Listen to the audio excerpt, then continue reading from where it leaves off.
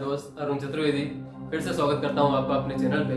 और कुछ भी कहने से पहले मैं आपसे निवेदन करना चाहूंगा कि अगर अभी तक आपने मेरा चैनल सब्सक्राइब नहीं किया तो आप उसे सब्सक्राइब कर लें, और अगर आपको मेरा वीडियो पसंद आए तो आप उसे लाइक करें और अपने फ्रेंड्स एंड फैमिली के साथ शेयर करें। तो दोस्तों, आज का अपना टॉपिक कभी न करने योग्य 10 कर्म पार्ट 1 में आपका स्वागत है। जी हाँ दोस्तों, यह टॉपिक 3 पार्ट्स में डिवाइड रहेगा, पार्ट 1, पार्ट 2 एंड पार्ट 3। और इन तीनों पार्ट्स में मैं आपसे बात करने वाला हूँ ऐसे हमारे द्वारा होने वाले 10 कामों के बारे में जो जाने अनजाने में हम कभी ना कभी करते रहते हैं और पूरी जिंदगी हमें उसका नुकसान उठाना पड़ता है। तो दोस्तों, हमारे द्वारा कर्म करने के 3 माध्यम हैं। पहला माध्यम है शरीर।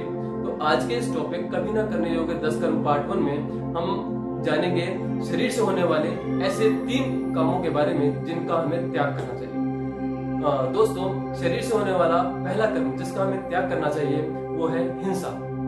जी हाँ दोस्तों, हिंसा का अर्थ है हमारे द्वारा किसी जीव को शारीरिक कष्ट पहुंचाना। यानी अगर किसी जीव जैसे पशु, पक्षी या किसी इंसान को हमारे द्वारा किसी भी तरह का शारीरिक कष्ट पहुंच रहा है तो हम हिंसा करें। और दोस्तों, शास्त्रों में भी लिखा है अहिंसा परमो धर्म, यानी अहिंसा परम धर्म है।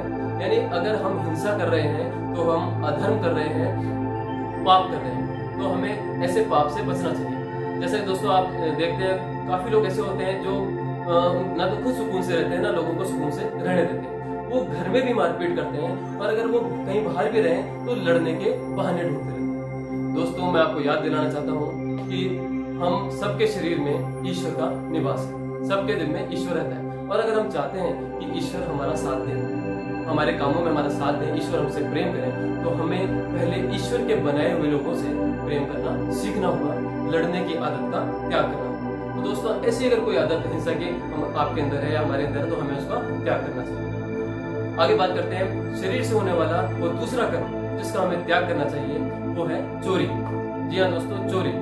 अब आप सब कहेंगे हम चोर तो है नहीं, मुझे पता है आप और हम चोर नहीं है, लेकिन चोरी करना पाप है ये हम सब जानते हैं। लेकिन कुछ ऐसी आदतें जो चोरी के अंतर्गत आती है जो हम कभी ना कभी जाने जाने में कर बैठते हैं, आज हम उनके बारे में जानेंगे। फॉर एग्जाम्पल, जैसे अगर कोई हमारे पास आया और उसकी कोई वस्तु हमारे पास गलती से भूल से छूट गई है और अगर हम उसे समय पर नहीं लौटा रहे हैं तो ये चोरी है। अगर हम कहीं गए हैं और हमें कोई चीज पसंद आ गई है और बिना सामने वाले की परमिशन के हमने उसकी चीज उठा ली और उठाकर हम ले आए हैं तो ये चोरी के अंतर्गत आता है। अगर हमने किसी से कोई पैसा, कोई धन उधार लिया है और हम उसे समय पर नहीं लौटा रहे हैं तो ये चोरी है। जी हाँ दोस्तों, अगर हमने किसी को कोई वादा किया है और हम किसी से मिलने का वादा करने के बाद अगर जानबूझकर दिए हुए समय पर उससे नहीं मिलते हैं या जानबूझकर उसका फोन नहीं उठा रहे हैं तो ये चोरी है। तो हमें ऐसी चीजों से बचना चाहिए। अगर हम किसी की बिना पूछे उसकी कोई डायरी पढ़ रहे हैं या कोई भी ऐसी वस्तु या संपत्ति जो हमारे अधिकार क्षेत्र में नहीं है और हम उस वस्तु या संपत्ति के मालिक से बिना पूछे उसका इस्तेमाल करते हैं तो ये चोरी के अंतर्गत आता है। इससे अपना बचाव कीजिए। और आगे बात करें, जैसे कोई रिश्वत लेना या देना, ठीक है, चाहे हम रिश्वत के रूप में कोई पैसे का लेन देन करें या किसी मिठाई का, वस्तुओं का, कपड़ों का लेन देन करें या कोई रिश्वत के रूप में कोई जमीन अपने नाम करवा लें, तो ये सब चोरी के अंतर्गत आता है। और सबसे बड़ी चोरी है टैक्स की चोरी। जी हाँ दोस्तों, टैक्स की चोरी। आप और हम ग्राहक हो सकते हैं, दुकानदार हो सकते हैं, ठीक है। तो अगर हम ग्राहक हैं तो हमें अगर कोई भी चीज, हमको कोई वस्तु लेनी है तो हमें उसका पक्का बिल लेना चाहिए। और अगर हम कोई शॉपकीपर है, कोई दुकान चलाते हैं, तो अगर हम कोई प्रोडक्ट दे रहे हैं, कोई सामान दे रहे हैं तो हमें उसका पक्का बिल देना चाहिए। तभी हम टैक्स का लेन देन करने वाले लोग बनेंगे, टैक्स चुकाने वाले लोग बनेंगे और तभी हम जाके इस देश के सच्चे नागरिक बनेंगे। तो दोस्तों, ऐसी किसी भी आदत का अगर आप शिकार हुए हैं तो उससे अपना बचाव कीजिए। आगे बात करते हैं शरीर से होने वाला वो तीसरा कर्म जिसका हमें त्याग करना चाहिए, वो है व्यभिचार। जी हाँ दोस्तों, जानते हैं क्या है व्यभिचार? किसी भी स्त्री या पुरुष का किसी पराई स्त्री या पुरुष से किसी भी तरह का शारीरिक संबंध रखना व्यभिचार होता है। जी हाँ दोस्तों, किसी भी स्त्री या पुरुष का, फिर से समझिए, कोई भी लेडीज, जेंट्स या बॉयज गर्ल, ठीक है, अगर वो किसी गैर या पराई स्त्री या पुरुष से, बॉयज या गर्ल से किसी भी तरह का अगर कोई फिजिकल रिलेशनशिप रखते हैं, कोई शारीरिक संबंध रखते हैं तो ये व्यभिचार के अंतर्गत आता है। और व्यभिचार एक बहुत बड़ा पाप होता है। तो अगर ऐसी कोई आदत हमारे अंदर है, आपके अंदर है, तो इससे अपना बचाव कीजिए, अन्यथा गहरे संकट का सामना करना पड़ेगा।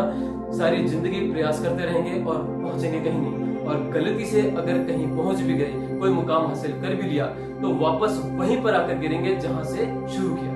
तो दोस्तों, ऐसी किसी आदत कोई अपने अंदर है तो उससे अपना बचाव कीजिए। और हाँ दोस्तों, अगर कोई बाई चांस कोई गलती हमसे हो गई है तो इसका ये मतलब बिल्कुल नहीं है कि हमें वो गलती करने का सर्टिफिकेट मिल गया है कि अब हम वो गलतियां करते रहे। फॉर एग्जाम्पल हम बात करते हैं, अगर हमारा कोई पैर किसी पत्थर से टकरा गया और हमें चोट लग गई, तो इसका मतलब ये बिल्कुल नहीं है कि हम बार बार वो पैर उस पत्थर से टकराते रहे और चोट खाते रहे, क्योंकि बार बार पैर पत्थर पे लगने पर जैसे कि चोट बार बार लगती है, एक बार नहीं, उसी तरह अगर हम कोई गलती बार बार कर रहे हैं तो उस गलती का नुकसान, उस गलती का हर्जाना हमें बार बार चुकाना पड़ेगा, ना कि एक बार। तो बार बार नुकसान उठाना पड़ेगा, बार बार की हुई गलती होगा। तो इसका मतलब हमें ये चीज समझनी चाहिए कि अगर हमसे कोई गलती एक बार हो गई है तो हम उसको पुनरावृत्ति ना करें, उसका रिपीटेशन ना करें, उस गलती को बार बार ना करें, ताकि हम उससे आगे होने वाले नुकसान से अपना बचाव कर सकें। और हाँ दोस्तों, कुछ लोगों को मैंने सुना है, कई लोग, आपको पता है, कुछ लोग इंसान को तो क्या भगवान को भी नहीं बख्शते हैं। वो अपनी चीज को सही साबित करने के लिए भगवान को भी डायरेक्ट चैलेंज कर देते हैं।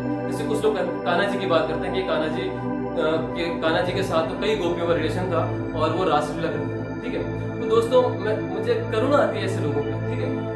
मैं उनको ये संदेश देना चाहता हूँ कि वहाँ कान्हा जी और गोपियों के बीच में कोई शारीरिक संबंध नहीं था, वहाँ जो प्रेम था वो पूजा का संबंध है। यानी वहाँ प्रेम का अर्थ है परम, यानी पे मीन्स परमात्मा, रे मीन्स रस, मैं मीन्स मिलना, यानी परमात्मा के रस में मिलना। तो वहाँ गोपियों और कान्हा जी के बीच में एक आध्यात्मिकता का संबंध था, पूजा का संबंध था, न कि शारीरिक संबंध था। तो दोस्तों, अगर ऐसी कोई ख्याल, कोई आदत अपने अंदर है जिसका हम अटक गए कहीं पे, और ऐसा कोई ख्याल हमको सता रहा है कि वहां पे ऐसा कुछ था तो हम भी ऐसा कुछ कर सकते हैं, ऐसा बिल्कुल नहीं था। उस स्टेज को हम इतनी आसानी से समझ नहीं सकते। तो कम से कम अगर ऐसी कोई ख्याल, ऐसा कोई आदत हमको पड़ गई है तो उससे अपना बचाव कीजिए, ठीक है। दोस्तों, आज आपने जाना शरीर से होने वाले वो 3 कर्म जिनका हमें क्या करना चाहिए। पहला हिंसा, दूसरा चोरी और तीसरा व्यभिचार। आई होप आपको मेरा ये वीडियो पसंद आया होगा और मैं उम्मीद करता हूँ कि आप शरीर से होने वाले इन 3 कर्मों से अपना बचाव करेंगे। तो दोस्तों, जल्दी मिलूंगा आपसे अपने नेक्स्ट वीडियो कभी ना करने योग्य 10 कर्म पार्ट 2 के साथ। तब तक के लिए नमस्कार।